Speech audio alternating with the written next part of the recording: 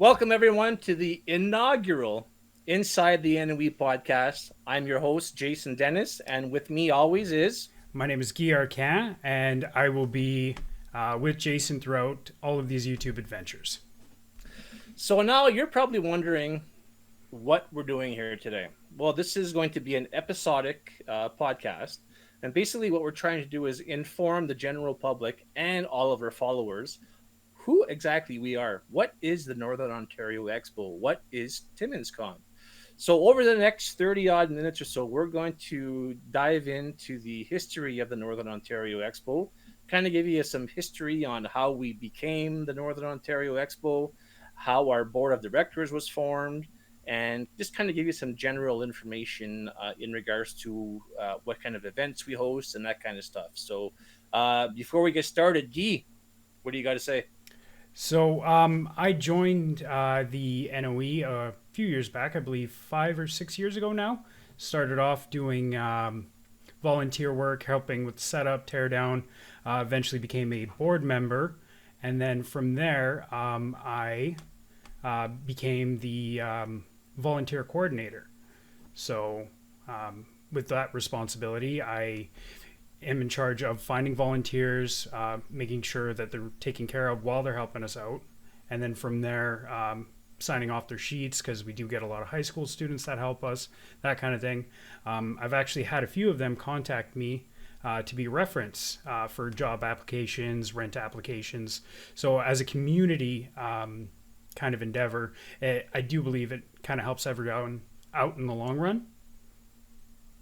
Yeah, no, for sure. And maybe a lot of people don't know, but our board of directors and our complete organization, we are 100% volunteer based. We don't have one paid team member or our person involved with our organization. It's 100% volunteer based. So I think it's important that people realize that all of the events, the Comic Cons that we host, the Halloween dances, this is all done under our own personal time. So we enjoy doing it. It's a lot of fun. We have a lot of fun, but it's important that people realize that. So, what I'd like to do now is just kind of give you an idea how the Northern Ontario Expo (NOE) for short actually started. Back in 2008, 2009, I was involved with an organization who was bringing in wrestling shows into Timmins and area. A good friend of mine, Mike Potry, he used to be the promoter for Timmins and area, along with my brother-in-law Rick Lemieux, and we had a little, a little three-guy band that would go along and do these wrestling events in Timmins, Sudbury, North Bay, and we always had the idea of, well, wouldn't it be cool if we were to have a wrestling show and in the same weekend have a Comic Con type of event? Well, to do these kind of things, it takes a lot of money. It's not cheap. There's a lot of costs that are involved. So we thought if we can bundle the complete package together, it would help us on our overall spending, our overall costs, and would give us a little bit of better budget so we'd be able to put on the best possible show that we can. Now, anyone who lives in Northern Ontario knows that, and my board, anyone from our board member will repeat this, that I use the terminology geographically challenged quite a bit. What that means is we're really in an area where there's not a lot that goes on here. The exact wording is what I'm is true to the words geographically challenged. If you're a drive from Toronto to Timmins, you're a 7+ hour drive. So it is a long ways to bring this type of event in. On their flip side, a lot of people, don't have the means to go to a Toronto, to go to the United States, where all of these big Comic Con events happen. So our goal was to kind of take that event, scale it down, but still bring that same feel, the same experience, the same excitement to Timmins. So back in 2009, as we were doing the wrestling shows, I decided to reach out to a gentleman by the name of James Armstrong. He was involved with the organizing committee for the Fan Expo Canada in Toronto. It's one of the biggest Comic Cons in probably all of Canada. They draw in excess of 100,000 people. It's a 4-day event now. It used to be only two. It's just exploded to this monumental event, and I reached out to him. I'm a frequent supporter of that Comic Con. I think Guy, I think you've been, if I'm not mistaken, you've No, been one. actually, I've never had the chance. I did have plans to go one year, and it fell through, unfortunately. But I do once we get to go out and about again. I'm definitely going to make sure to hit it up. Yeah. So basically this Comic Con, you'll have celebrities from TV shows, motion pictures. You'll have people who are dressed up in cosplay, comic book artists. It's just, if you're a kid at heart, this is the type of event you want to attend. So I was asking him the do's and don'ts. If he can kind of help us, give us some of the finer points on how to run this kind of event without him giving away all of his secrets, of course. So he was very generous with his time, and he helped me, guided us in the right direction, what to do, what not to do, how the planning stages and that kind of stuff. So it was valuable information. So then what happened was, as we were starting to put this plan in motion, members of the Schumacher Lion Club, which again is also a not-for-profit organization here in Timmins, they had seen what we were doing with the wrestling shows, so they asked Mike and myself to become part of their group, of their committee, of their team to help them with, and they run a lot of annual events as well. Their sportsman show is well into, is it 80 some years, I believe now, Yeah, something like something that. like that. You can't think Timmins and not think the Sportsman Show, right? Ever since I was a little kid, going every year with my mom. So Absolutely, it's a staple event in Timmins. mhm. So when April comes around, one of the first things you think of is, okay, I gotta get ready. We're going to the Sportsman Show this weekend. So, Yeah. so me and Mike, we agreed to join their team, their committee, and at the time they were looking for some new ideas to hopefully increase attendance for their annual Sportsman Show. So me and Mike had pitched the idea to the committee of hosting a Comic Con event during the same weekend as the Sportsman Show. So it was a little difficult to have the members understand, because a lot of the gentlemen on the board and on the committees are a little older, so they really didn't know what a Comic Con was. So it took a little bit of convincing, a couple of presentations, but in the end, we were able to host the first ever. At the time, it was only called the Northern Ontario Expo. That was on the weekend of, now, if I'm not mistaken, I believe it was the weekend of April 30th and May 1st, 2011. Now, And I've got a flyer here for that. Um, so we've got the guests that showed up there. We got Lou Ferrigno.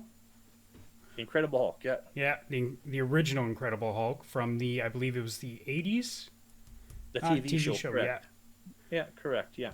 So we had Mr. Frigno as our first ever celebrity guest. We also had a wrestling show that Saturday night. As I had said earlier, we wanted to kind of combine the both elements together. And then we also had some of the wrestlers as well. We had Tracy Brooks at the time; she was wrestling for TNA Wrestling. So we made a nice little event, a 2-day event along with the Sportsman Show.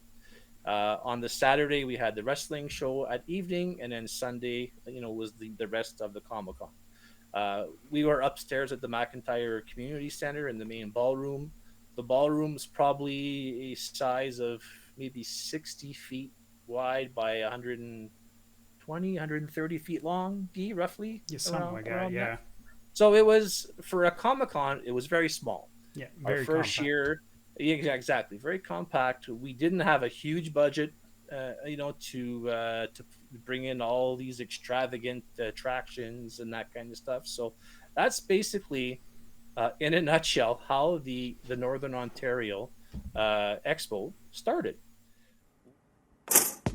Taking care of work and family demands a lot, but who's taking care of you? As busy as it gets, it's important to think about life insurance and what can happen in the event of the unexpected. It's okay to have questions like, what's the best type of life insurance for you? How much coverage do you need? How much can you afford? We can help you find the right policy for your budget and your life. And with solid life insurance in place, you can focus on what matters most. Like spending quality time with your loved ones. At the Cooperators, we put people and their needs first. Get your life insurance quote today at cooperators.ca. We were able to do the Northern Ontario Expo for 5 years with the Schumacher Lions Club, and it grew from that one hall, which was a 60 by 120 ish size, to the point where we outgrew that venue within 5 years. Yeah. To the point where it was just no longer feasible for the Lions Club to financially support the event because it was just getting bigger and bigger. The demands were getting bigger. We were actually starting to have people contact us to bring in attractions. So as you bring in attractions, if you want bigger attractions, if you want bigger guests, at the end it's going to cost more money. Mm-hmm. So after the 5 years with the Lions Club, we decided to part ways. It was very friendly. It wasn't a hostile break. They wished us all the best. So in retrospect, if it really wasn't for the Schumacher Lions Club, Timmins probably would not have the annual Timmins Con, which it is now known as. So when you show up, just remember that in the back of your mind that thank you, Schumacher Lions Club. I think it's very important that probably people don't realize that. So, and every year I say it again, guys, thank you so much for your support. If it wasn't for you guys that gave us this opportunity, we wouldn't be where we are today. And today, we we need to take over the entire McIntyre Community Center. So that's how much it's grown in 10 years. Yeah. We fill out the arena pretty much well every time. We have the ballroom as well as another room set up for a kids' play area, I believe. Yeah, that's correct. Yeah, yeah. So Right now, basically, we take over the curling rink. We take up the auditorium, which is the smaller hall upstairs for banquets and weddings and stuff. Mhm. And then we take also the auditorium, which is the bigger hall, which is where we originally started. And now we're at the point now where we need to start looking at also including the main arena. So we're taking over the entire building. So you can see within 10 years the progress and the growth that we've had. Has there been headaches? Absolutely. As a nonprofit organization, you're always going to run into that budget. Can we afford it? Can we afford it? Yeah. So that's why it's so important that we put our best foot forward, and we always try and put the best possible show that we can to make sure that the attendance is there for us to continue to do this year after year after year. Now I know, Guy, that you had said earlier that with your position as the volunteer coordinator, without volunteers, can we actually do this show? no, we would be dead in the water. It just would not happen. Without our volunteers, we can't man the entrances. We can't even set up properly. With just our board members, it's too big of an area and too big of a setup to just do with a few people. So without the volunteers, we definitely would not be managing at all. Now, through the weekend, Guy, approximately, I know it's a hard number because there is a lot of volunteers that are involved, but roughly how many volunteers would you say that we usually have on an annual basis for Timmins Con, and how many hours do you think they put in roughly? Um, it really depends on the volunteers. Some can only make it one day for scheduling, but we do have some volunteers that are there for setup every day, start to finish, and then for tear down on our last day. I'd say we get anywhere between 25 to 50 volunteers. And I've signed some sheets where it's like I've signed for like 30 hours or 35 hours, almost 40 hours worth of actual time put in helping us for some of these kids. Yeah. I know that sometimes we have kids that show up and students that show up on the Thursday to show up, and they couldn't tell us, they couldn't pick us out of a crowd by name. But come Sunday, it's kind of like a little family because we're so intertwined and close for those 4 or 5 days of setup, tear down, plus the event.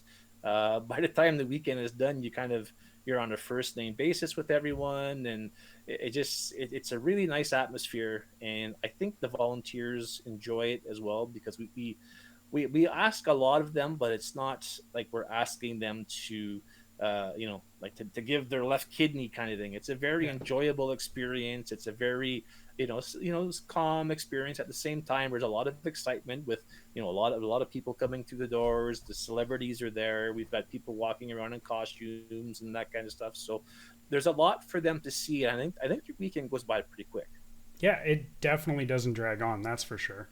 A lot of the volunteers really enjoy doing it. They tell me at the end of the weekend, they ask me, "Hey, can I come next year and help you guys out?" Yeah, for sure. Let me write your name down, and I'll definitely give you a call or an email next year when we're setting up.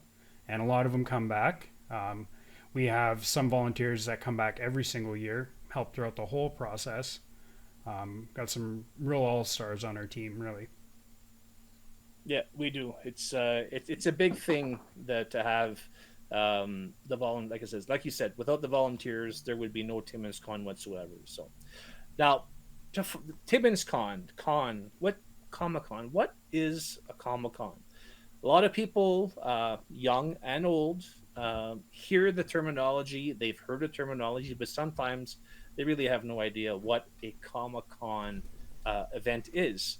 So what I'd like to do is I'd like to give you the long version of the definition of a Comic Con, and then I think that me and Guy will give you, you guys and girls, our definition of what our Comic Con is. Um, because obviously, because again of us being geographically challenged, we don't have the population of a Toronto or of a Calgary or of a New York, San Diego, on and on and on. So we have to make do with what we have population wise. So this is kind of the long version of a definition of what a Comic Con is. So a Comic Con convention or Comic Con is an event with a primary focus on comic books and comic book culture, in which comic book fans gather to meet creators, experts, and each other. Commonly, comic conventions are multi day events hosted at convention centers, hotels, or college campuses. They feature a wide variety of activities and panels with a large number of attendees participating in cosplay that most other types of conventions also have. Comic book conventions are also used as a vehicle for industry, in which publishers, distributors, and retailers present their comic related releases. Comic book conventions may be considered a science fiction based convention. This Comic Con fad probably started roughly, if history serves us correct, probably around the 1930s is when comic conventions actually started. So that's kind of the generic, long winded version of what a Comic Con definition is. Um, my definition, I'll get your definition in a second, Key, but my definition of a Comic Con is whether you're 5 years old or you're 55 years old. If you go to a Comic Con convention, you're going to see things that you probably never thought you would see. A 60-year-old man dressed as Darth Vader, or a 2-year-old dressed as a transformer that actually transforms, that the parent made the costume. So to me, it's an event for all ages to enjoy. Everyone, one way or another, has watched a movie. Everyone likes movies. Movies are entertaining. This is what a Comic Con is. It's entertaining for people to keep them young at heart, but it's also an event to just go. You're not going to be judged. You're going to walk in. You're going to see all kinds of strange things, cool things, weird things. You might see some replica show vehicles like the Dukes of Hazzard General Lee. We've had the General Lee. We've had the Batmobile. So you're going to see all kinds of cool things. And when you leave, you're going to go, huh, that was kind of cool. I wouldn't have seen that anywhere else. So that's kind of my definition of a Comic Con. Guy, what about you? So, my definition of a Comic Con is basically just an event where I can go and I could just feel like everything that I enjoy and everything like that. I could just browse it, look at it. One of my favorite things to do is go down Artist Alley and just look through all the binders that the artists have and just see the crazy cool stuff they come up with, things I would never imagine, right? There's this one gentleman, he makes like zombies of like a bunch of um, like typical things like zombie Pokemon, that kind of thing. I never thought of that concept. I found that so cool. So when I go to the Comic Con here in town, we can find so many different unique things that you would never Yeah. expect to see. And it's just an amazing experience, start to finish. We've got, like I said, over our 10-year growth, we've seen a lot of cool things come through our doors. Over our past 10 years, we've had like we had said, we had Lou Ferrigno, the Mm-hmm. Incredible Hulk here. We had John Snyder, who played Bo Duke in the Dukes of Hazzard TV series. We've had Olympic gold medalist Megan Augusta from the Canadian women's national hockey team. We've had Chris Holden Reed. We've had Paul Amos. We've just had so many cool things, um, and then we've got some cool things coming up for next year. Hopefully, the pandemic doesn't affect it, but we'll get it. We're going to get more into that in future episodes of what we've got planned for Timmins Con 2022. Uh, but it's just really an overall enjoyable event. You can walk in, leave your troubles at the door, and just kind of go into a different world for a couple of hours and walk out probably feeling a lot better than you did walking in. So as we move along for TimminsCon 2022, we're hoping that everyone will continue to watch all of our social media feeds within the next probably couple of weeks. You're going to be seeing probably a lot more updates as we move along and as we kind of see how this pandemic rolls out. We do have some very big, and I mean big in stature announcements coming up. Um, but as of right now, I think that it's important again that we hope that everyone will continue to support Timmins Con. It's very important. If you guys don't support it, if we don't get the support of the business community, um, it just simply Timmins Con will cease to exist. And as long as my team is involved, we're going to fight tooth and nail to keep it going because we really enjoy putting on this event for everyone, and it's really enjoyable to hear the comments after the weekend is done about how much they enjoyed it, and especially when you have the guests coming in from Toronto, the GTA. We've got people that come in from across the border, and they say, "Wow, your show is small, but man, you guys really take care of your people, and we had a really good time here." So, to us, that's the bonus, and that's the excitement, and the I don't know, how would you say it, the compensation that we get back in return to is getting that feedback from people who enjoy their time here. Yeah, just talking to the vendors or the celebrities after the fact, and they always seem to just completely enjoy their weekend there with us, right? Um, I believe everybody enjoys the weekend, and it's a solid experience for everybody involved. Yeah. So, um, as we go along on our new trek here with inside the NOE, we are going to have future episodes that will have some past guests that we've had. We're going to have some special guests on future episodes. What we're also going to do is we're also going to be breaking it down per episode. We're going to do one episode that features, Artist Alley. We're going to feature one episode that'll feature the cosplayers. So we're going to really kind of break down Timmins Con piece by piece and kind of give you guys a little bit of an inside view of how what you would see if you were behind the scenes with us. So I think it's important that we're as transparent as we possibly can be.